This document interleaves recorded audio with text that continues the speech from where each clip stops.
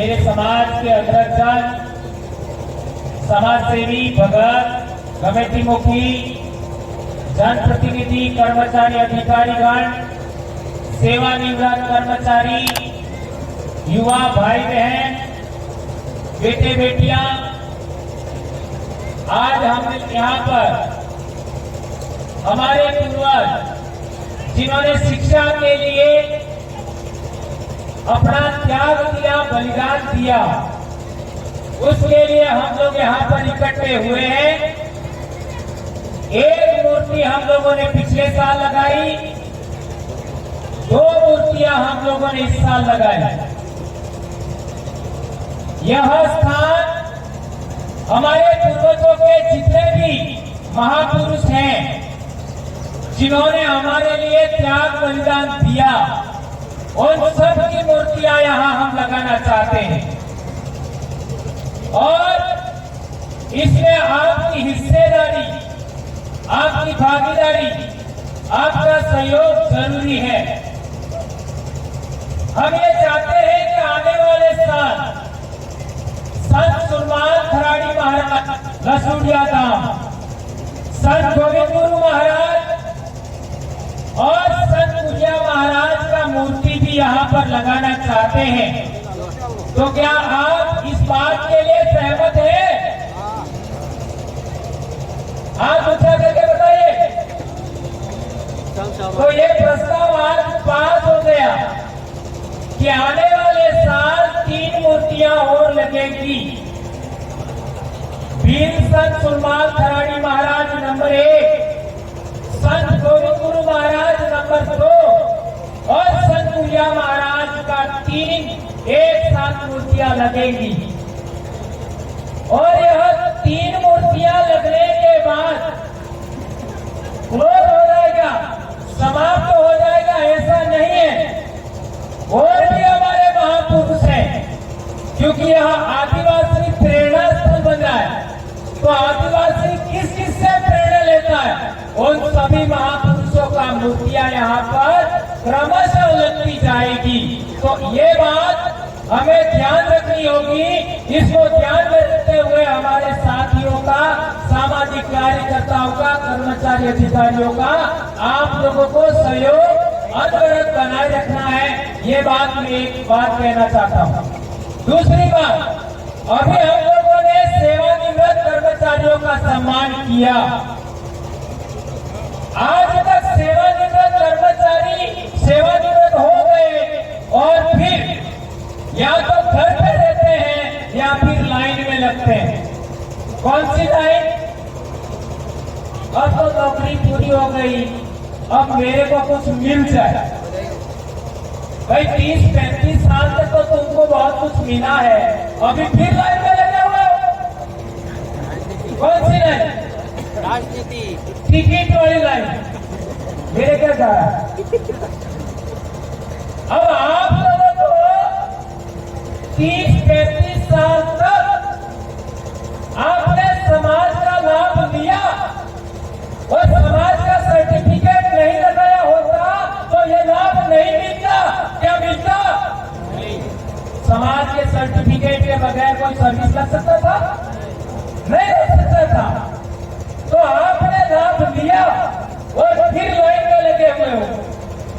तो मैं आपका विरोधी नहीं हूं, लाइन में लगना चाहिए, इसके लिए मनाही नहीं है। लेकिन आपका जीवन इतना बहुत अच्छा चला, उसके बीच में आपका बहुत सारा अनुभव है, तो आपको हम दूसरा काम सौंपना चाहते हैं। लाइन में भी रहिए, अपना नहीं है, लेकिन दूसरा काम सौंपना चाहते हैं। दूसरी बात, हमारे समाज के संत लोग हैं, मेघ, कोटवार, दीवानी, दीवान, भंडारी और बहुत सारे। और तीसरा, हमारे समाज के परंपरागत आदि आजादी काल से कमेटी मुखी पटेल, ये परंपरागत लीडरशिप है। ये तीसरा हो गया। और चौथा, वर्तमान सरपंच। क्या सरपंच किसी पार्टी का होता है? क्या सरपंच किसी पार्टी का होता है? नहीं, नहीं होता। होता है। तो ये 4 लोगों को हम लोग कुछ काम देना चाहते हैं और वो काम बहुत जरूरी है।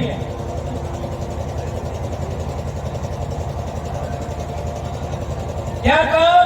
ये 4 लोग आने वाले समय में जब भी सम्मेलन होंगे, ये हमारे वरिष्ठ लोग आके बैठे, ऐसा उनका अलग स्टेज बनेगा। वहां पर कौन कौन बैठेंगे? सेवानिवृत्त कर्मचारी नंबर 1, दूसरा कमेटी मुखी, तीसरा भगत और चौथा सरपंच। वो ऐसे मुंह करके बैठेंगे और एमएलए हो चाहे मंत्री हो चाहे संतरी हो चाहे अधिकारी हो सेवानिवृत्त, वो ऐसे मुंह करके बैठेंगे। और फिर कार्यक्रम तो होगा ही होगा और 4 बड़े काम इनको सौंपेंगे। कौन सा? नंबर 1, सरपंच का काम होगा कि अपनी पूरी पंचायत के अंदर दिन डूबने के बाद एक राउंड लगाए।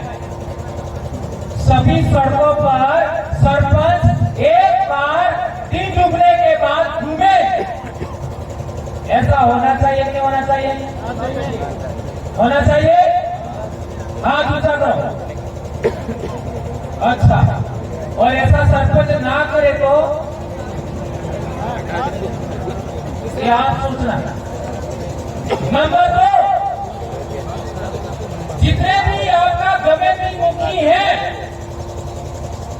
जितने भी कमेटी मुखी है, उनका काम होगा कि कोई भी बच्चा 20 साल से कम उम्र का, 20 साल से कम उम्र का कोई भी बच्चा अपने काका के घर भी न सोए दिन डूबने के बाद, बाबा के घर भी ना सोए, बुआ के घर भी नहीं, मामा के घर भी नहीं, दिन डूबने के बाद बच्चा अपने घर में होना चाहिए। इसके अलावा नहीं। क्या ऐसा होना चाहिए? आप लोग सहमत है? तीसरी बात, जो भगत लोग हैं, मेट कोटवाल है, दीवान है, भंडारी है, उनका काम होगा कि 25 साल से कम उम्र का बच्चा अपने गांव में कौन कौन पीते हैं, उनके माँ बाप को पाबंद करना, उस बच्चे को भी पाबंद करना। क्या ऐसा होना चाहिए? और सेवानिवृत्त कर्मचारियों का काम क्या होगा? तो सेवानिवृत्त कर्मचारियों का एक बहुत बड़ा काम है। आजकल हमारे बच्चे स्कूल कम जाते हैं, मंदिर ज्यादा जाते हैं। सही है गलत? सोमवार के दिन क्या होता है? स्कूल तो मंदिर में लगती है।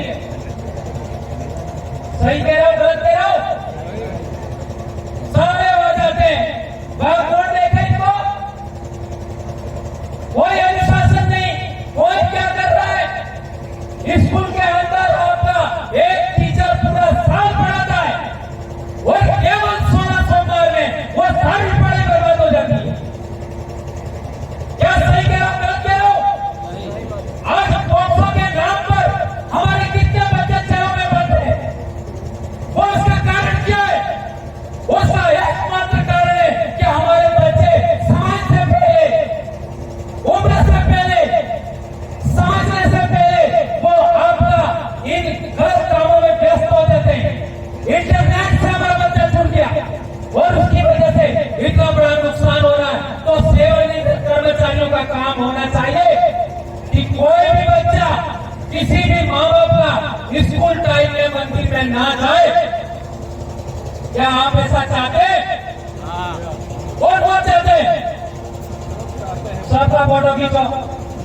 फोटो खींच लो भाई, इधर घुमा। आगे आकर के एक दूसरे अरे इधर घुमा कैमरा। हाथ खड़ा कर दो, हाथ।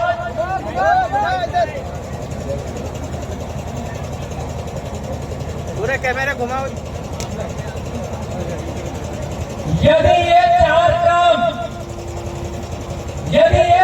काम हो गए, अरे आपका भी घुमा दीजिए पीछे। तो जितने पुलिस पार्टियां सुन रहे हैं, प्रशासन सुन रहा है, कलेक्टर सुने, एसपी सुने, मुख्यमंत्री सुने, प्रधानमंत्री सुने, मंत्री संतरी सुने, आज हमारे लाखों बच्चे जेलों में सड़ रहे।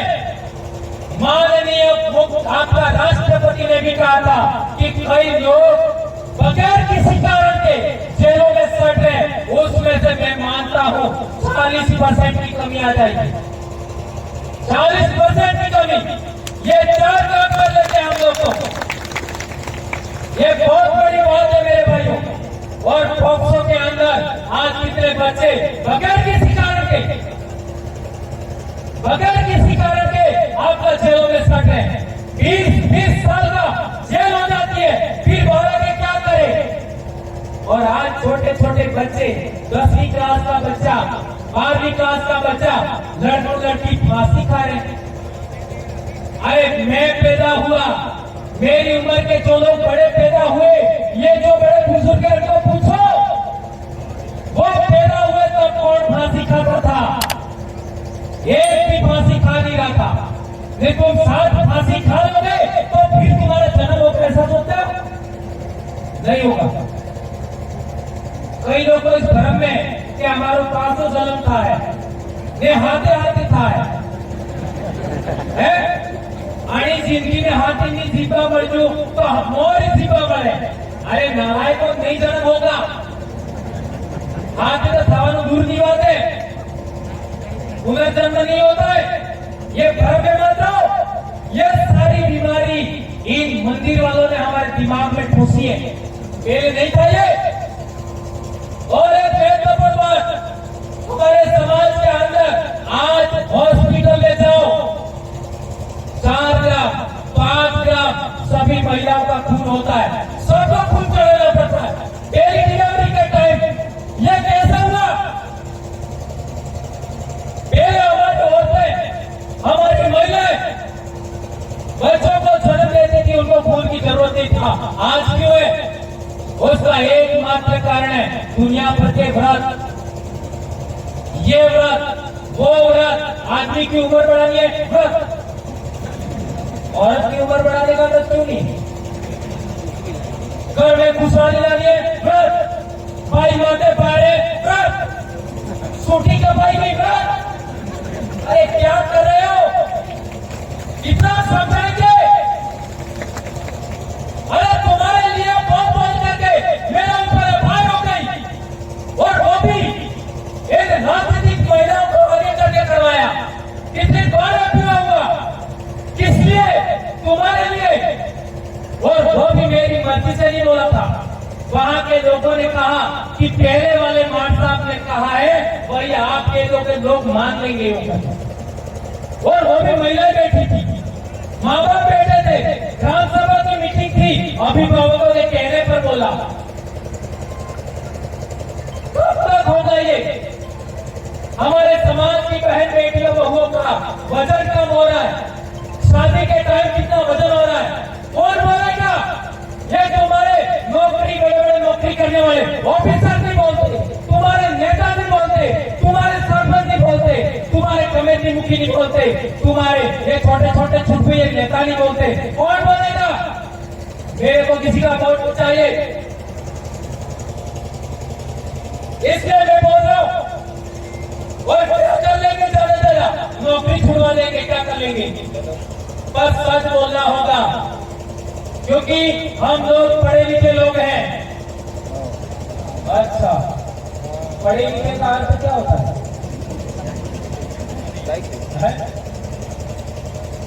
पढ़े लिखे का अर्थ क्या होता है?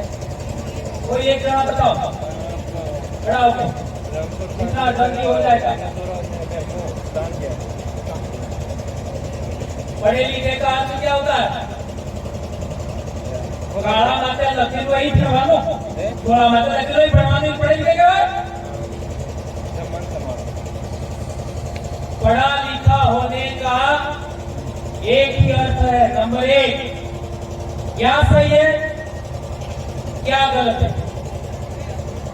ध्यान रखो, क्या सही है, क्या गलत है, उसका फैसला करना। क्या सही है, क्या गलत है, उसका फैसला करना। जो आदमी अपने दिमाग से क्या सही है, क्या गलत है, उसका फैसला कर लेता है, वो पढ़ा लिखा। और रिटायरमेंट होने के बाद ये फैसला नहीं कर सके, उसको क्या कहेंगे?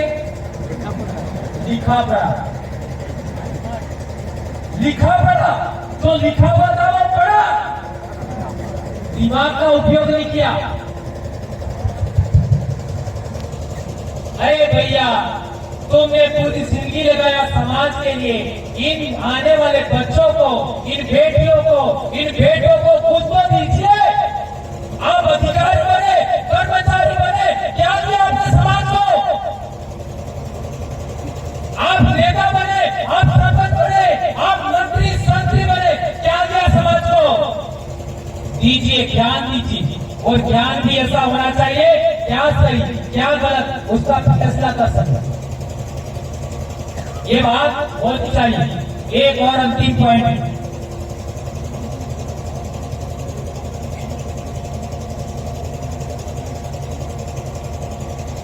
हाँ, हमारे समाज के अंदर आज तक कई लोग हैं जो दूसरों के बाप को अपना बाप कहते हैं। हमारे समाज में होकी आई है, होकी आई है, होको बाप है। बहुत कठिना ऐसे शब्द बोलना मुझे अच्छा नहीं लगता, पर आज तक डूंगरपुरी नहीं, बांसवाड़ा नहीं, प्रतापगढ़ नहीं, पूरे देश के आदिवासी इलाके के अंदर, पूरे देश के आदिवासी इलाके के अंदर इतिहास पढ़ो, पता लगाओ, देश आजाद होने से पहले आदिवासी से नहीं लड़ता था। Am I right? ये रोग आदिवासी से नहीं लड़ता था। और हम पढ़ रहे थे तब भी एक नियम था, किसी भी गैर आदिवासी को गाली भी दे दिया तो वैर भाव भूल जाता, आपको लड़ाई भूल जाता, सगानी लड़ाई, कोई भी लड़ाई भूल जाते और सब एक हो जाते। सही कहते हो, गलत कह रहे हो? क्या है पड़ोसी भाई में बड़े छुट्टी जाके तो असर जा चुके। ये क्यों हुआ?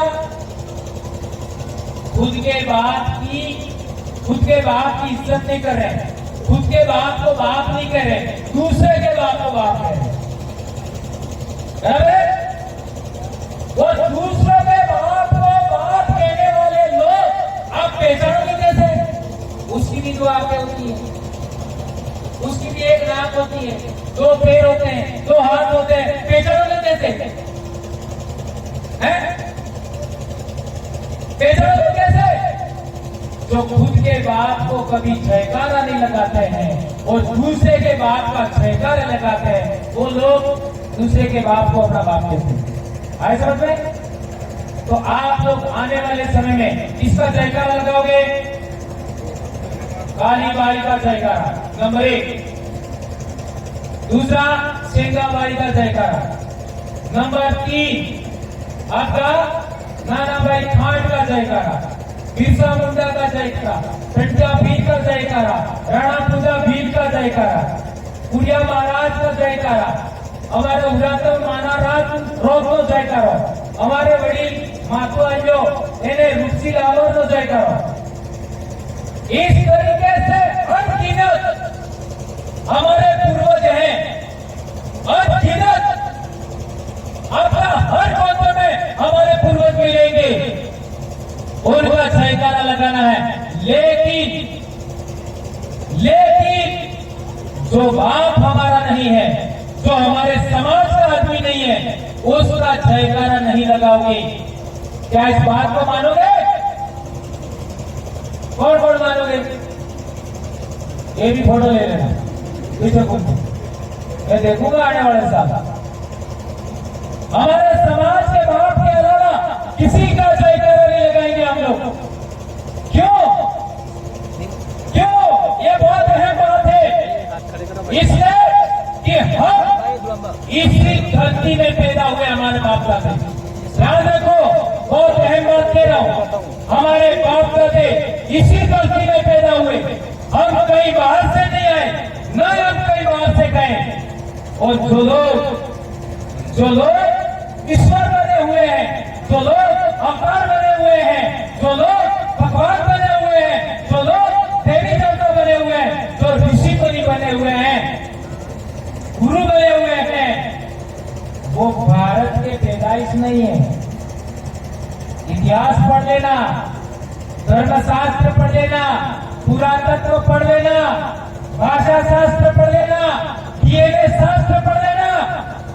उनका डीएनए और हमारा डीएनए नहीं मिलता है, इसलिए उनका जयकारा नहीं लगाओगे, ऐसा मैं मानता हूं। और अभी बहुत जल्दी सावन भी आएगा, मैं देखूंगा कौन कौन इस हाथ खड़ा करके मुकर गए, देखूंगा, मैं जांच करेंगे। ये बात आप लोगों ने सुनी और यहाँ पर आने वाले साल 3 बड़ी मूर्तियां लगेगी, उसके लिए आप पुनः वापस आएंगे, ऐसा मैं मानता हूं। और सेवानिवृत्त कर्मचारी, भगत लोग, सरपंच और कमेटी मुखी को जो काम सौंपा है, यदि आप बड़े लोग ऐसा चाहते हो तो संगठन से जुड़िए। हमारा युवाओं के लिए आपका 3 बड़े संगठन है, बिल प्रदेश विद्यार्थी मोर्चा, बिल प्रदेश युवा मोर्चा, बिल प्रदेश मुक्ति मोर्चा, ये युवाओं के लिए संगठन है, ये कोई पार्टी का संगठन नहीं है। और कर्मचारी गणसंघ भी है, उसमें सेवानिवृत्त कर्मचारी भी ले सकते हैं, कमेटी मुखी संघ भी है, सरपंच संघ भी है, भक्तों का भी संगठन है, महिलाओं का भी संगठन है, उसमें जुड़िए। महिला संगठन से जुड़ने के लिए एक कंडीशन है, वो महिला शादीशुदा होनी चाहिए। महिला संगठन से जुड़ने के लिए वो महिला शादीशुदा होनी चाहिए और उसका पति यहाँ कार्यकर्ता होना चाहिए अपना। ऐसा क्यों कह रहा हूं मैं? क्योंकि कई सारी बातें बाद में आती हैं और उसके लिए मैं उदाहरण देना चाहूंगा। गतवीर राजा था उज्जैन में भीलों का, उसको मारने के लिए क्या इतिहास है? जैन समाज की एक महिला से शादी करना चाहता था, ऐसा ही इतिहास है ना। डूंगरपुर में डूंगरपुरटा का इतिहास क्या है? एक जैन समाज की लड़की थी, उससे शादी करना चाहता, बराबर है ना? इसीलिए हम लोगों ने नियम बनाया है महिला संघ के लिए कि वो शादीशुदा होनी चाहिए, नंबर 1, और नंबर 2 उसका पति हमारा कार्यकर्ता होना चाहिए। ये गलत है, राइट है, सही है? और ये कोई मैंने नियम नहीं बनाया, मैं बोल रहा हूं, लेकिन हमारे डीसीसी में ये सब नियम फाइनल हुए, ठीक है। और आज यहाँ पर जो कमेटी हमारे मुखी और जितने वरिष्ठ लोग आए हैं, आपसे मैं आग्रह करता हूँ कि आप आगे रहिए, हम आपके पीछे चलेंगे। आपको जिंदगी में जो सम्मान नहीं मिला, जो काम नहीं हुए, वो सब काम होंगे। हम आशा करते हैं कि आप हमारे युवाओं को साथ देंगे। इसी आशा और विश्वास के साथ अपनी बात समाप्त करता हूँ। जय आदिवासी, जय जोहार, जय भी प्रदेश, जय भारत, जय बिरसा मुंडा।